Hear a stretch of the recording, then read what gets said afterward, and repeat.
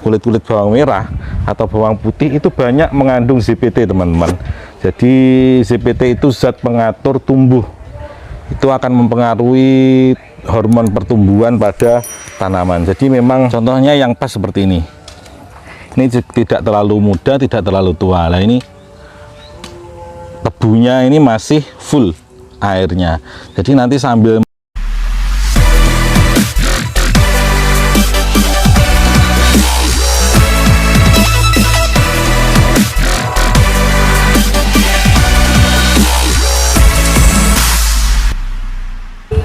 Assalamualaikum warahmatullahi wabarakatuh. Jumpa lagi dengan Hilwaya Farm.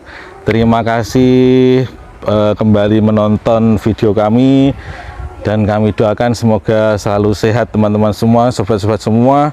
Kalau kita sehat, ternak kita juga sehat. Kalau kita sakit, siapa yang ngasih makan ternak kita, begitu ya. Jadi tetap semangat, kemudian jaga kesehatan. Ini musim pancaroba. Biasanya setelah lebaran itu banyak penyakit-penyakit batuk, misalkan pilek atau asam urat karena terlalu banyak opor ayam. Hati-hati, supaya untuk menghilangkan itu maka kita ngarit, karena ngarit juga olahraga. Terima kasih. Selanjutnya hari ini kita akan membahas tentang rumput, cara menanam rumput odot atau HPT, hijauan pakan ternak. Dalam hal ini nanti kita rumput gajah yang kita bahas. Sebagaimana yang kita ketahui bahwa untuk yang mau ternak, mau memulai ternak, menyediakan pakan itu adalah hal utama, yang penting itu. Jadi sebelum kandang, sebelum ternak, terpenting adalah pakannya, ketersediaan pakan. Jadi supaya nanti ketika ternaknya sudah datang, kita tidak bingung mencari pakannya lah. Yang biasa digunakan teman-teman peternak semua, baik sapi atau domba, itu biasanya adalah rumput gajah. Entah itu jenisnya pakcong, varietasnya kan banyak. Pakcong misalkan, apalagi red napier, zanzibar misalkan, gama umami, atau apalagi king grass misalkan, atau biogen, odot super, semuanya bisa. Silahkan dipilih yang manapun bagus. Kami tidak tahu yang bagus yang mana, yang lebih bagus yang mana, tapi kebetulan yang kami tanam itu gama umami karena dapat bibitnya seperti itu. Nah, untuk menanam rumput gama umami, dari beberapa pengalaman kami yang telah lalu, itu yang paling bagus persiapan sebelum menanam itu adalah bibitnya ini. Bibitnya ini kita rendam dulu. Ini kebetulan kemarin baru panen, terus kemudian kita ambilnya beberapa bibit, mau kita tancapkan di sekitar kandang. Bibitnya ini kita rendam dulu dengan air. Nah, terus ditaruh di tempat yang tidak terkena panas matahari langsung. Nah, airnya ini kami campurkan dengan POC atau pupuk organik cair. Pupuk organik cair ini yang terdiri dari campuran air leri atau sisa air beras yang sudah dibersihkan itu, kemudian dicampur dengan kulit-kulit bawang merah dan bawang putih, terus dicampur juga dengan kulit pisang, karena kulit pisang itu banyak mengandung kalium. Nah, terus sedangkan fungsi untuk bawang merah, kulit-kulit bawang merah atau bawang putih itu banyak mengandung ZPT, teman-teman. Jadi ZPT itu zat pengatur tumbuh, itu akan mempengaruhi hormon pertumbuhan pada tanaman. Jadi memang setiap harinya kami itu sempatkan untuk belajar sedikit tentang ternak dan juga tentang pertanian. Jadi kami membuat beberapa POC atau pupuk organik cair dari air leri ini. Yang pertama dari air leri dicampur dengan sisa-sisa kulit bawang merah dan bawang putih. Kemudian ada juga POC dari urin kelinci ini. Ini kelincinya. Ini urinnya kita ada di tempat seperti ini. Ini campuran urin dengan kotoran kelinci, kita fermentasi. Ini juga bagus karena banyak mengandung nitrogen. Terus kemudian ada lagi kita membuat lindi, air lindi. Air lindi itu dari apa namanya, sisa bahan organik dari dapur. Jadi sisa nasi, sisa sayuran, sisa buah-buahan, sisa wortel itu kita buat di ember tumpuk seperti ini. Ini mohon maaf melebar, bahas sedikit tentang pertanian. Ini ember tumpuk. Yang atas ini isinya adalah sisa dari bahan dapur organik, yang organik, sisa-sisa dapur. Terus yang bawah ini adalah airnya. Nah, jadi nanti sini kalau semakin membusuk nanti kan airnya akan jatuh ke bawah. Lah, keran ini adalah untuk mengambil airnya. Setelah airnya ini kita ambil, kita taruh di botol-botol seperti ini. Ini masih belum bisa digunakan karena bersifat masih asam. Kemudian kita jemur dengan tutupnya ini jangan diserapatkan, cuma ditutupkan seperti ini supaya ada gasnya yang bisa keluar. Kalau sudah beberapa minggu, nanti 2 minggu lebih atau semakin lama semakin baik, maka ini sudah bisa digunakan untuk pupuk. Kembali lagi ke persiapan untuk tanam rumput HBT, teman-teman. Jadi fungsi dari apa namanya tadi, POC tadi adalah supaya cepat tumbuh. Nah, ini sudah direndam sehari ini 24 jam kemarin kami rendamnya. Ini sudah muncul akar dan tunas. Akar dan tunasnya sudah mulai muncul. Ini banyak ini akar dan tunasnya sudah mulai muncul. Ini semuanya hampir sama muncul. Jadi nanti ketika kita tanam itu kematiannya lebih sedikit. Pengalaman kami kalau langsung kita beli rumput langsung ditanam itu mesti nanti ada beberapa yang mati mengering. Itu apalagi cara tanamnya kurang bagus. Nah, ini kita perbandingkan. Ini sudah tunas ya, tunas, akar sudah keluar. Nanti sore rencananya kita ke kebun untuk menanam ini. Bandingkan kalau misalkan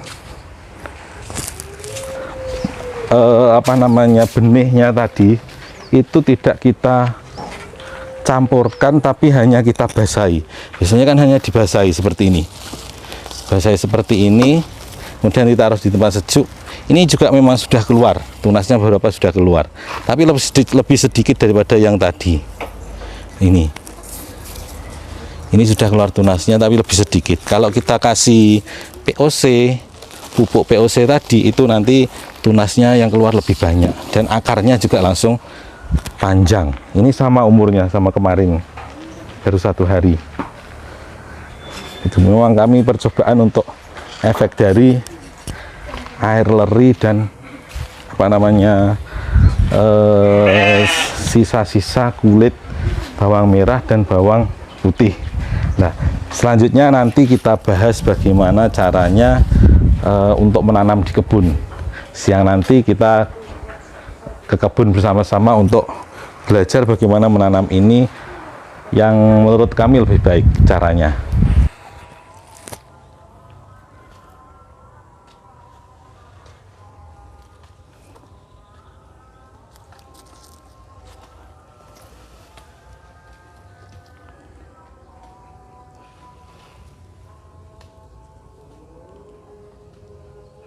Baik teman-teman, kita sudah berada di kebun tempat kita menanam HBT atau hijauan pakan ternak berupa rumput gamma umami ini yang kita gunakan. Sebelum kita tanam, kita persiapkan dulu lahannya. Jadi kenali dulu lahannya itu berair atau tidak.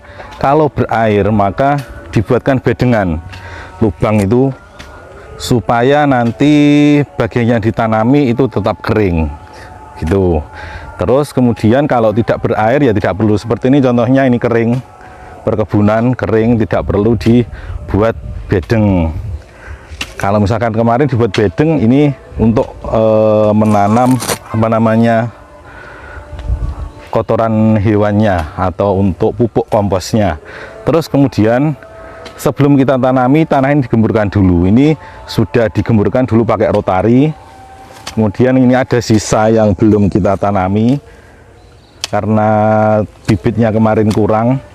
Nah, ini untuk mengemburkan kembali maka kita cangkul berlajur-lajur seperti ini. Nah, terus kemudian cara menanamnya adalah segini, yes. Jadi kadang-kala ada banyak pertanyaan. Yang baik cara menanam itu posisinya bagaimana? Ada modelnya seperti ini, berdiri seperti ini. Nah, sebelum kita tanam, kita pilih cara memilih bibit dulu. Jadi untuk bibit itu dipilih yang tidak terlalu muda juga tidak terlalu tua. Kalau terlalu tua, dalamnya tebu. Nah, contohnya seperti ini. Dalamnya tebu itu sudah mengering seperti ini. Padahal ini adalah sumber makanan bagi tunas sebelum dia akarnya sampai ke tanah. Kalau misalkan nanti ini sudah mengering, maka tunas ini akan mati sebelum akarnya tumbuh. Kalau bibit yang terlalu muda, contohnya tidak ada ini, maka jarang tumbuhnya, lebih banyak keringnya. Contohnya yang pas seperti ini. Ini tidak terlalu muda, tidak terlalu tua. Nah, ini tebunya ini masih full airnya. Jadi nanti sambil menunggu tumbuh tunasnya, kemudian tumbuh muncul akar di sini, maka nanti ini cukup untuk meng-backup sebelum akarnya dapat nutrisi dari atau makanan dari tanah. Nah, terus mengenai cara menanamnya, jangan seperti ini.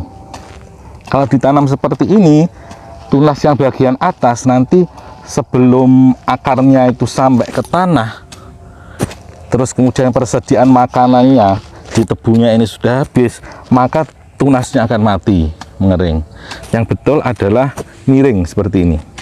Miring sekitar 30 sampai 25 derajat lah. Atau berapa ini? 20 derajat ya, 20 derajat seperti ini. Dengan dua, biasanya kalau beli bibit itu kan ada dua buku nih. Ada dua apa namanya? Ros yang tempatnya tunas tumbuh. Nah, bagian ros yang bawah itu kita pendam seperti ini, tertutup tanah.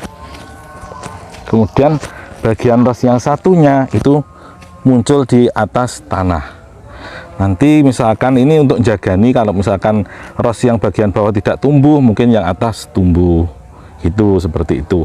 Ada yang dikasih dua, jadi misalkan jaraknya dibuat agak jauh, terus kemudian langsung ditanam dua benih seperti ini misalkan. Ini tujuannya juga sama. Apabila yang satunya ini tidak tumbuh, maka yang lainnya bisa tumbuh sehingga tidak perlu nyulami. Nah, tuh, ini seperti ini. Ini yang bagian ros bawahnya ditimbun tanah sedikit aja, sekiranya nanti tunasnya itu kuat untuk menembus lapisan tanah tersebut. Nanti seperti ini jaraknya.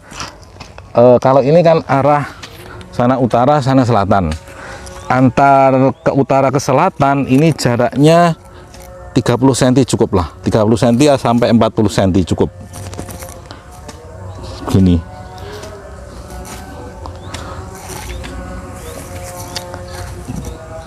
Seperti ini. Nah, kalau yang ke timur sama ke barat itu agak lebar, sekitar 70 cm. Tujuannya adalah nanti jika memanen itu ada jalan yang bisa dilewati untuk yang panen. Jadi mempermudah jalannya seperti ini. Gitu. Terus kemudian setelah bibit nanti itu kita tanam, maka kita siram dengan air. Disiram dengan air. Kalau musim panas seperti ini, sebaiknya nanti ditutup dengan menggunakan kulit pisang ini. Jadi kulit pisang ini diambil, terus dibuat tutup supaya tidak mengering benihnya. Jadi seperti ini. Nanti diambil yang masih basah, terus dibuat tutup kalau itu musim panas supaya bibitnya itu tidak mengering dan mati. Tuh. Kalau sudah tumbuh nanti, kalau sudah tumbuh berumur sekitar 18 hari, 2 minggu sampai 18 hari, kira-kira tunasnya itu sudah setinggi 10 cm, maka kita pupuk. Cukup pakai pupuk urea, tidak perlu banyak-banyak. Misalkan satu tumbuh itu atau satu dompol itu misalkan seginilah, kita ngambil urea sepucuknya gini, kita kasihkan gitu aja. Nah, nanti setelah tumbuh seperti ini umurnya, ini baru dipupuk seminggu yang lalu, langsung pertumbuhannya sangat bagus. Jadi kalau sudah dipupuk dengan sebelum dipupuk beda, daunnya tambah lebar, warnanya itu sangat hijau tua seperti ini tandanya sudah dipupuk. Terus kemudian ini bisa dipanen ketika, kalau panen pertama itu agak lama, 2,5 bulan, sekitar 2,5 bulan baru bisa panen pertama. Tapi untuk panen selanjutnya itu bisa 1 bulan kurang seminggu itu sudah bisa dipanen. Jadi cukup cepat ya perkembang biakannya, cukup cepat untuk jenis tumbuhan seperti ini. Oh iya, ada yang terlupa, jadi seminggu sebelum ditanam itu sebaiknya tanahnya itu diberi pupuk kompos dari kotoran hewan. Itu nanti akan membantu mengurangi pupuk kimianya. Jadi setelah diberi pupuk kompos 1 minggu, caranya bagaimana pemberiannya? Dibuat lubang seperti ini, terus pupuknya ditaruh di dalam lubang, kemudian diuruk kembali, dikubur supaya bercampur dengan tanah dan mudah untuk terjadi fermentasi, diuraikan oleh mikroba. Seperti itu pengalaman yang kami lakukan. Untuk selanjutnya kami akan memupuk ini. Terima kasih menonton channel Hilwaya Farm Official. Dukung terus supaya kami lebih giat, lebih semangat lagi untuk berkarya. Terima kasih. Salam ngarit. Assalamualaikum warahmatullahi wabarakatuh.